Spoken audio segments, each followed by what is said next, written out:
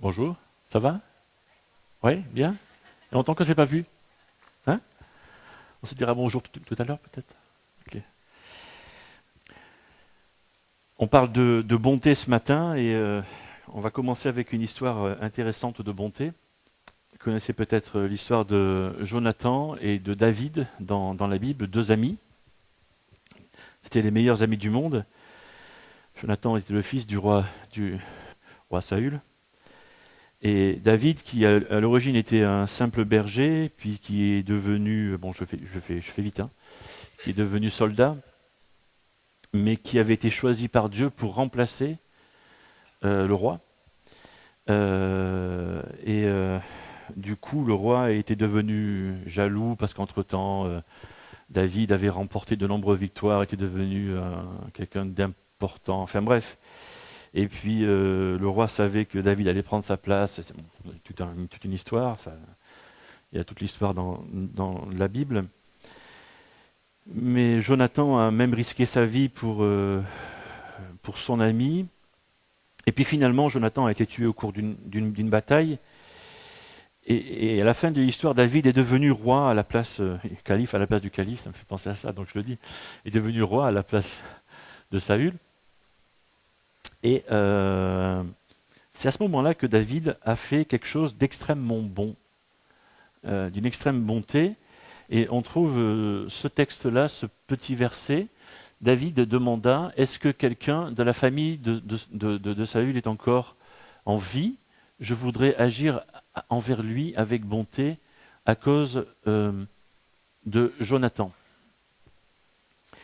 Et même si le père avait essayé de le faire tuer, David était prêt à faire preuve de bonté pour les membres de cette famille-là, parce qu'il avait été ami avec le fils.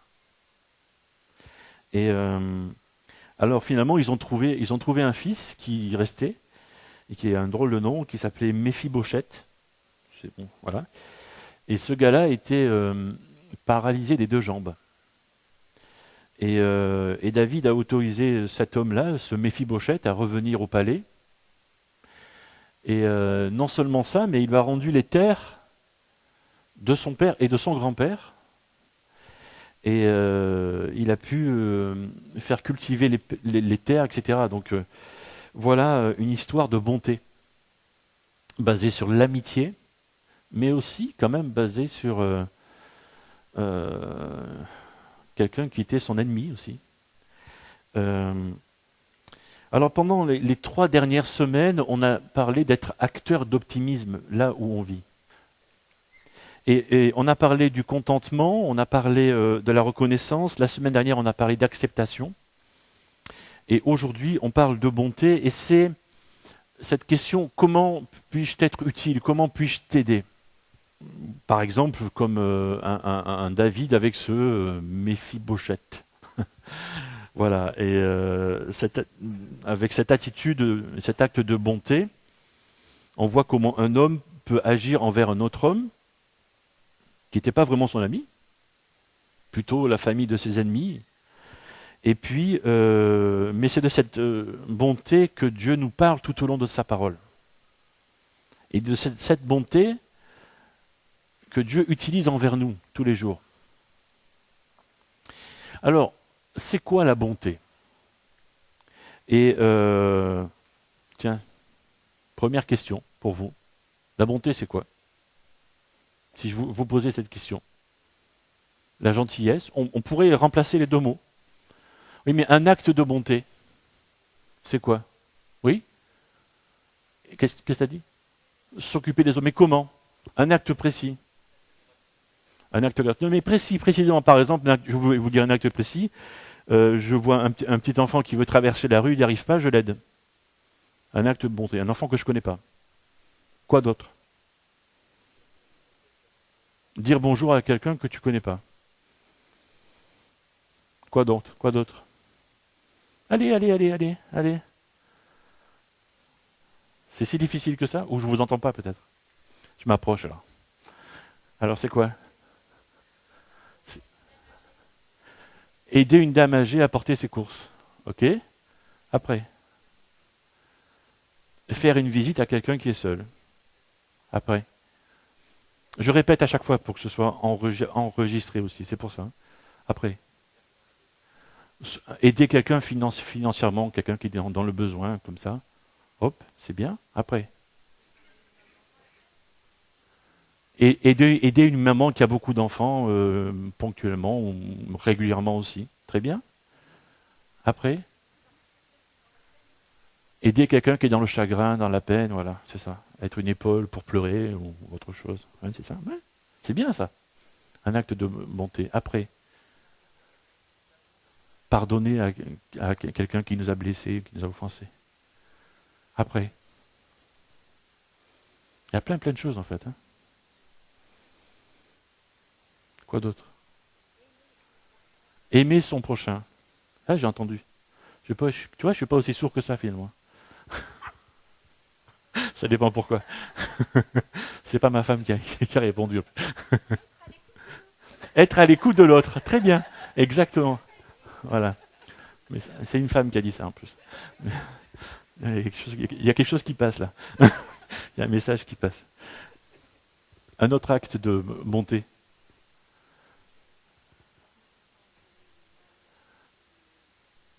Ne pas rendre le mal pour le mal, quoi. Oui. En fait, on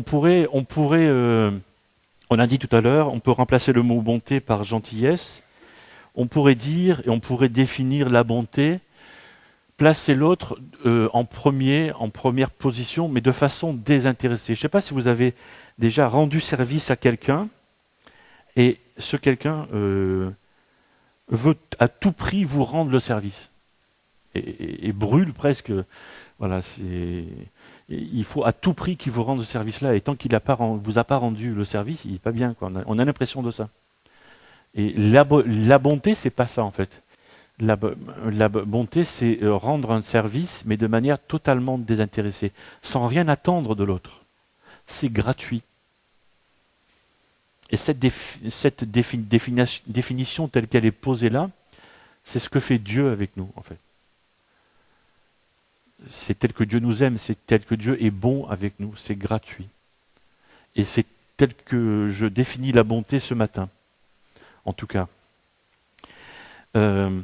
Alors, pourquoi être bon? C'est une autre question. Parce que la bonté fait en sorte que les gens envers qui on est bon se sentent mieux. Ils se sentent mieux.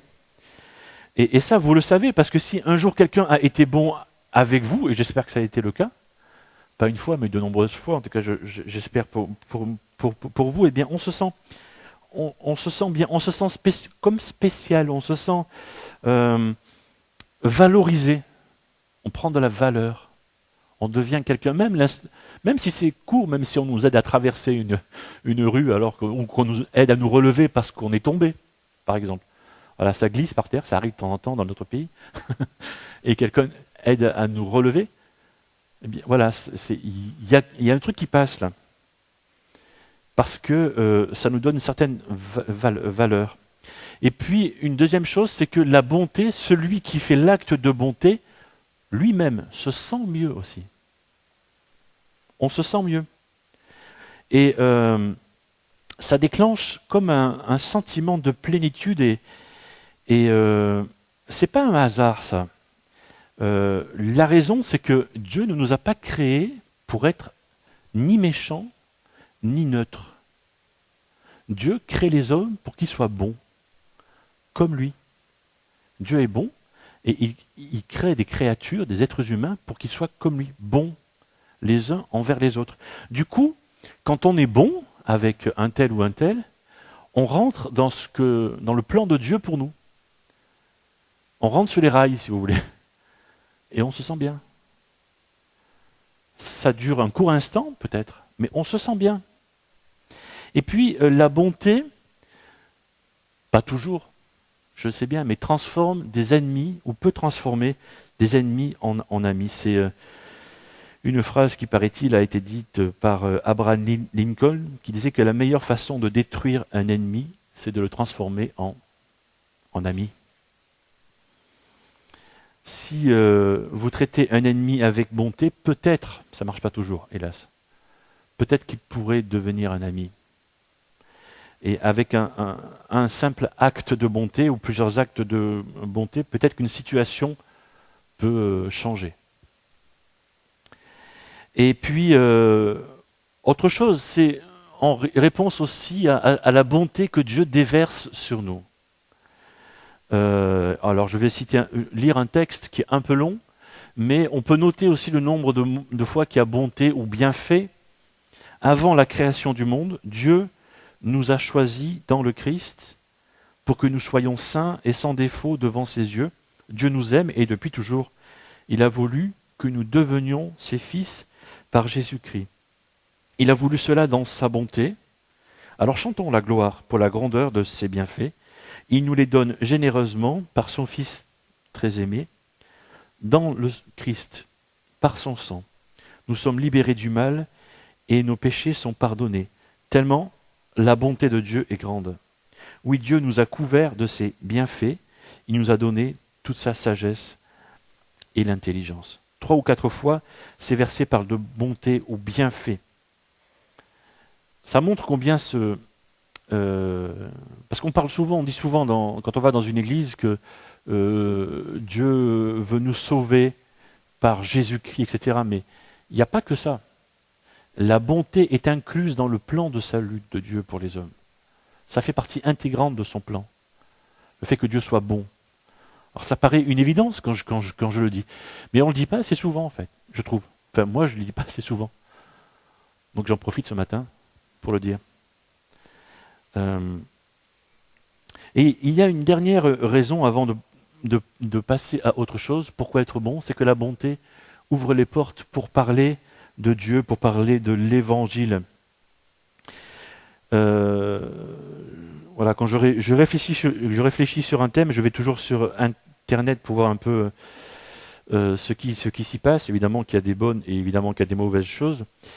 Il faut faire le tri. Et puis je suis tombé sur une église et un site. Je vous donnerai le site après si ça vous intéresse. Mais une église qui a fait un peu le pari, voilà, qui a tout misé sur la bonté. Et leur truc, c'est leur devise, c'est les petites choses avec beaucoup d'amour changent le monde. Je crois que j'en ai parlé il y a quelques mois déjà. Et ils vont dans les rues et proposent des actes de bonté aux gens qu'ils rencontrent. Alors,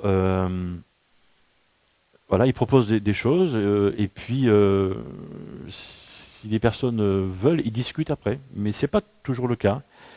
Et puis, voilà, alors qu'est-ce qu'ils font? Ils sont dans un secteur où il fait chaud, par exemple, ils proposent à boire des bouteilles d'eau ou des bouteilles de coca. Voilà, et c'est gratuit. Et sur la bouteille de coca, il y a la carte de l'église, avec un élastique autour. Voilà. Et les cartes changent, c'est des cartes qui sont sympathiques, etc. Et puis, quand des gens demandent, mais je dois combien? Mais c'est gratuit. Mais pourquoi vous faites ça? Parce que je veux faire comme Dieu me dit de faire, d'être bon envers les hommes. Mais pourquoi? Mais voilà. Et puis voilà. Et puis il y a moyen de dire quelque chose avec ces simples mots. Voilà. Mais ils font plein de choses. Ils proposent de laver les voitures. Alors c'est pas toujours faisable, parce qu'ils voilà. Mais où ils proposent d'aller, voilà, ils trouvent notamment chez des personnes âgées qui ont un jardin, de ramasser les feuilles par exemple ou de nettoyer. Et c'est gratuit. Voilà. Mais c'est des choses. Et je pense que ça vous est arrivé de rendre service à quelqu'un. L'autre jour à quelqu'un dans notre église, voilà, qui a aidé son voisin à pousser sa voiture. La voiture était en panne, mais ça nous arrive à tous de faire ça. Voilà. Et c'est des actes, on appelle ça des civilités. C'est un acte de bonté. Voilà. Et si on utilisait ça, en fait, pourquoi pas? Pour l'instant, c'est assez facile, en fait. Tout ce que je vous dis, c'est assez facile. Parce que vous le connaissez plus ou moins. On a tous en nous ça, le fait d'aider son prochain d'une manière ou d'une autre. Voilà. Et si on compliquait un peu les choses, juste pour réfléchir un petit peu plus, que dire de ceux qui ne sont pas sympas avec nous? Ceux qui ne sont pas bons, qui n'ont pas la bonté, enfin en tout cas, qui ne la montrent pas, cette bonté. Dimanche dernier, je parlais déjà de ce que j'ai appelé les désagréables. Et certains apparemment, en tout cas l'image qu'ils renvoient, peut-être qu'ailleurs c'est autrement, mais ne semblent pas connaître la bonté. Peut-être qu'ils n'ont pas été élevés dans un foyer où régnait la bonté. Peut-être que tout le monde, au mieux, se criait dessus. Au pire, je ne sais pas. Peut-être qu'ils n'ont pas connu la douceur, la tendresse, etc. Il y a d'autres personnes qui sont totalement égoïstes. Ils vivent dans leur égoïsme, et puis voilà. Et puis ils s'attendent à ce qu'on soit gentil avec eux, mais il ne faut rien leur demander, c'est tout. Et puis d'autres personnes ne cherchent qu'à se venger. Parce qu'un jour, à ce jour-là, quelqu'un les a blessés. Oui, mais ça leur a fait mal. Et puis depuis ce jour-là, ils en veulent à la terre entière. Vous connaissez des gens comme ça? Moi, j'en connais. Voilà. Et le désir de vengeance les rend totalement désagréables et très très loin de la bonté. Et puis il y a des personnes qui sont pas bons. Faut pas dire mauvais. Alors qu'est-ce qu'on fait? Qu'est-ce qu'on fait face à des personnes qui sont comme ça? Alors je vous propose 3 choses. D'abord, on se souvient de ce que Jésus a fait pour nous. Et Colossiens chapitre 1er nous dit, vous, alors quand il dit vous, l'auteur parle à ceux qui sont devenus disciples de Christ. Vous, autrefois, qui étiez des étrangers pour Dieu, vous étiez ses ennemis. En effet, vous pensiez à faire le mal et vous le faisiez. Mais maintenant, Dieu vous a réconciliés avec lui par la mort de son Fils, qui a souffert dans son corps humain. Alors vous pouvez vous présenter devant lui en étant saints, purs et sans faute. C'est dans Colossiens chapitre 1er. Effectivement, quand on était son ennemi, Dieu nous a tendu la main. C'est de la bonté. C'est un acte de bonté. Et Jésus a raconté l'histoire d'un homme comme ça qui a été traité avec bonté par un roi. Et cet homme devait tellement d'argent au roi qu'il lui était impossible de rembourser sa dette de son vivant.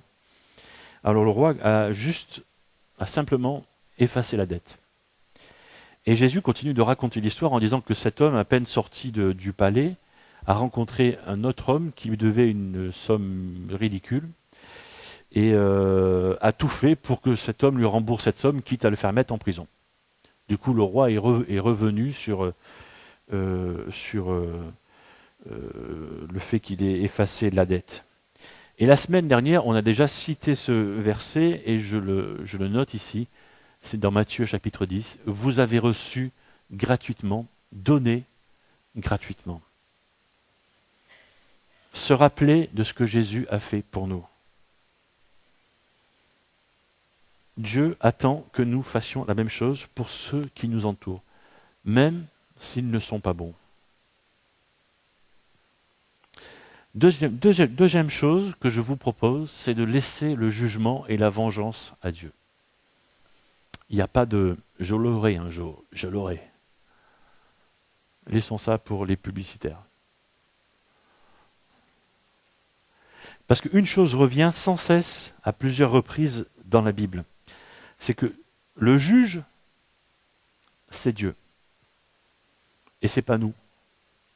Dans Romains chapitre 12, ne rendez à personne le mal pour le mal, cherchez à faire le bien devant tous, autant que possible, si cela dépend de vous, vivez en paix avec tous. L'auteur est conscient des réalités de la vie, il ne plane pas. Autant que possible, si cela dépend de vous, Vivez en paix avec tous.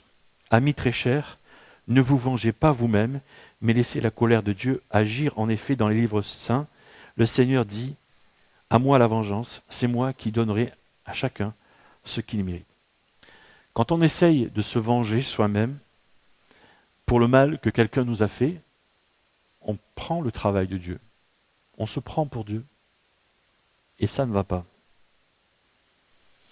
Et les versets suivants vont donner mon troisième point, donnent comme une stratégie quand il s'agit de ceux qui ne méritent pas, qui semblent pas mériter notre bonté. C'est si ton ennemi a faim, donne-lui à manger. S'il a soif, donne-lui à boire. Alors, si tu fais cela, c'est comme si tu mettais des charbons brûlants sur sa tête. Ne te laisse pas vaincre par le mal, mais sois vainqueur du mal par le bien. Combattre le feu avec des glaces, c'est bizarre.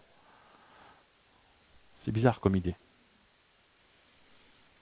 Je combattrais plutôt le feu avec une grosse lance à incendie, là. Hein, Roland?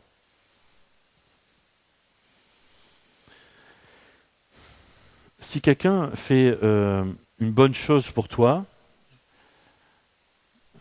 tu aurais plutôt envie de lui donner un bonbon ou une glace.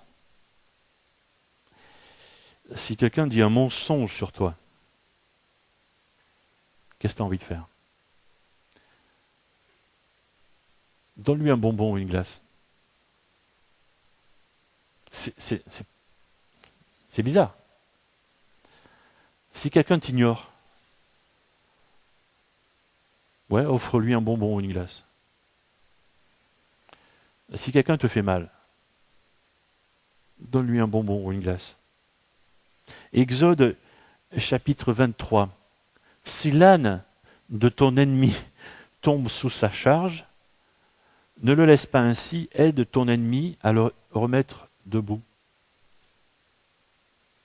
Et un peu plus tard, Jésus dit à peu près la même chose, mais avec d'autres mots. Aimez vos ennemis, faites du bien à ceux qui vous détestent, souhaitez du bien à ceux qui vous souhaitent du mal. Et il va plus loin. Priez pour ceux qui disent du mal de vous.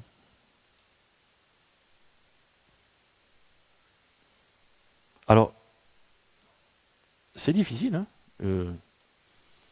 Dans la Bible, nulle part il est écrit que c'est facile. Et moi, je ne suis pas le genre de pasteur à dire que c'est facile, c'est difficile. Et justement, parce que c'est difficile, il faut que Jésus entre en jeu. Il faut que Jésus fasse partie de l'équipe, qui soit dans votre équipe, qui soit sur le terrain de foot en train de jouer avec vous, quoi. Ou sur votre le terrain de volley dans votre équipe, quoi. Il faut qu'il soit là. Parce que on a besoin de lui pour faire ces actes de bonté, surtout avec des gens qui ne sont pas bons avec nous. Alors, c'est grave quand même si vous n'arrivez pas à être bon avec des gens qui sont bons avec vous. Là, il y a un problème déjà. Mais si vous n'êtes pas bon avec des gens qui ne sont pas bons, là, on a besoin d'aide. Et Jean-Luc a commencé avec ça, tout à l'heure. Il a parlé de ce que produisait le Saint-Esprit, des fruits du Saint-Esprit. Et c'est de ça dont je parle quand je dis que Jésus entre en jeu, vient jouer avec nous, rentre dans notre équipe. C'est le Saint-Esprit de Dieu qui est là et qui est avec nous et nous aide à ça. Voici, c'est Galates 5 qui nous dit ça. Voici ce que l'Esprit produit: amour, joie, paix, patience, bonté, service, confiance dans les autres, douceur, maîtrise de soi. On dirait un packaging, vous savez, que le Saint-Esprit de Dieu, que Jésus nous apporte quand il joue avec nous, quand il est dans la vie avec nous, dans la vie active.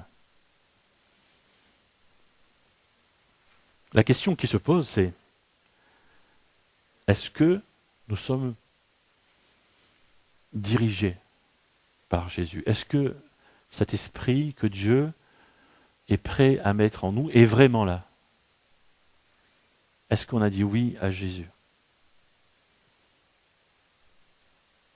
Parce qu'être chrétien, c'est pas seulement dire une ou deux prières. Être chrétien, c'est pas seulement aller à l'église. C'est bien, je ne vais pas dire le contraire, bien sûr. Mais c'est pas seulement ça, c'est pas seulement obtenir son ticket pour le paradis. C'est aussi entrer dans le royaume de Dieu, comme j'ai pu en parler il y a quelques semaines. Être chrétien, c'est être transformé en un genre de personne qui aime Dieu et qui aime aussi ceux avec qui il vit tous les jours. Les bons et les moins bons. Les bons, c'est facile. Et les moins bons, c'est difficile. Et c'est là, justement, que Dieu nous attend. Sur ce terrain-là. Sur le terrain sec où la pelouse est bien nickel et tout, où les crampons vont bien accrocher, il n'y a aucun problème. Par contre, sur le terrain où il n'y a pas de pelouse, c'est que de la boue et tout, où on a oublié ses crampons en plus, où ça glisse, et où on se fait bousculer à chaque... C'est là que Dieu nous attend, pour voir comment on réagit. Est-ce qu'on va tacler un peu trop Est-ce qu'on va jouer le ballon ou est-ce qu'on va jouer l'autre?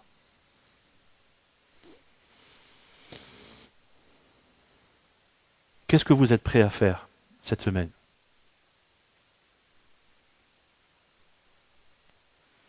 Ça serait trop facile de vous lancer un défi. Allez, cette semaine, faites un acte de bonté avec un petit enfant qui n'arrive pas à traverser la rue. Ça serait presque facile. Ça serait plus difficile de vous dire cette semaine, essayez d'aider justement celui qui a lancé une rumeur sur vous dans votre village.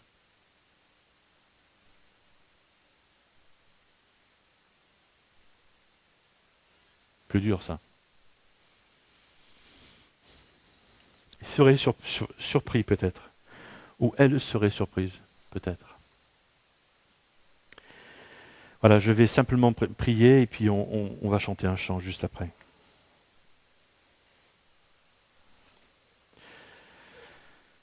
Seigneur, merci parce que tu nous questionnes encore ce matin. Et merci tout d'abord pour la bonté que tu as démontrée envers nous. Merci parce que, alors que nous étions loin de toi, alors que nous étions tes ennemis, comme tu nous l'as montré tout à l'heure, et tu nous as tendu la main, tu es venu vers nous, tu nous as appelés, et tu nous as sauvés. Seigneur, c'est vrai que c'est difficile autant c'est facile d'aider ceux qui sont sympathiques, autant c'est difficile de faire des actes de bonté envers ceux qui sont moins sympas. Seigneur, nous avons besoin de ton aide pour cela, puisque tu nous le demandes ce matin, et nous avons besoin de ton Saint-Esprit aussi pour essayer dans ce domaine-là. Peut-être que nous le faisons les uns les autres, et si l'un ou l'autre le fait déjà, je te demande de l'encourager et de le bénir, ou de la bénir, et de lui donner des résultats. Et puis Seigneur, ceux ou celles qui veulent s'engager ce matin dans ce domaine-là, je te demande de lui donner le courage nécessaire et aussi l'opportunité dans la semaine qui vient. Mais Seigneur, peut-être que l'un ou l'autre, on est encore bloqué dans ces histoires, peut-être de vengeance ou d'incompréhension, etc. Et Seigneur, aide-le à dépasser ça et à laisser ses sentiments, à te les laisser et à pouvoir avancer tel que tu nous l'as demandé ce matin. C'est toi le juge, Et nous voulons te faire confiance pour cela.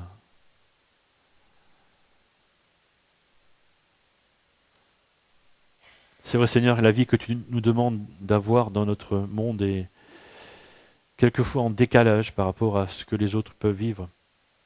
Et si tu fais ça, c'est pour pouvoir être des témoins de ce que tu es, de qui tu es.